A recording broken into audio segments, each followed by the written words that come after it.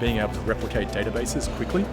So using Cinder-based replication for databases to be able to do automation testing on the same platform, and also to be able to do continuous delivery to be able to support DevOps movement, which the government is now starting to get really interested in. Transparency is a big one, particularly for the folks who are really interested in security. They like to know what's going on under the hood.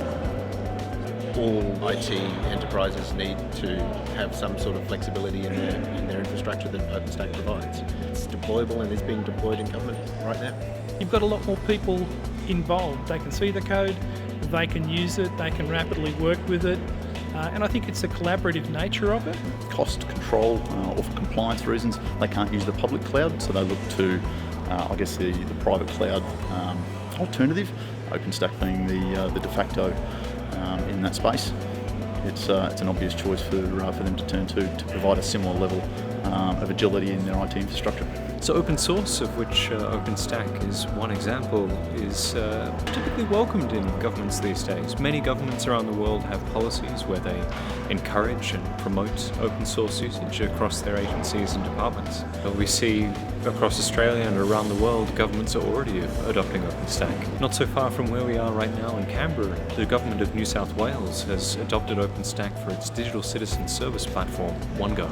Institutions as hallowed as the European Parliament, the European Commission, the governments of Mexico and Brazil run their digital citizen services on OpenStack.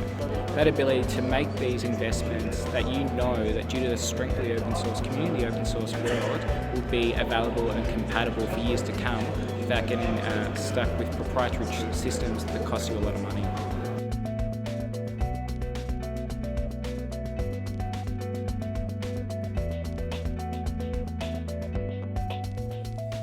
So I think sort of the dynamic needs of government as it's looking to do more and more with more data that it's capturing about running a country. This technology obviously is going to make that a much easier thing to do. Because of those security requirements that government have, when you need to go from top secret all the way down to unclassified data, to be able to have a single API consistent across all those environments and across all those domains works really well for government. If you start trying to go with proprietary clouds, essentially you start to have different use cases with different technologies, and there's no consistent plan across government there. So I very much see OpenStack as the future for the Australian federal government and hopefully pushing down into state government as well.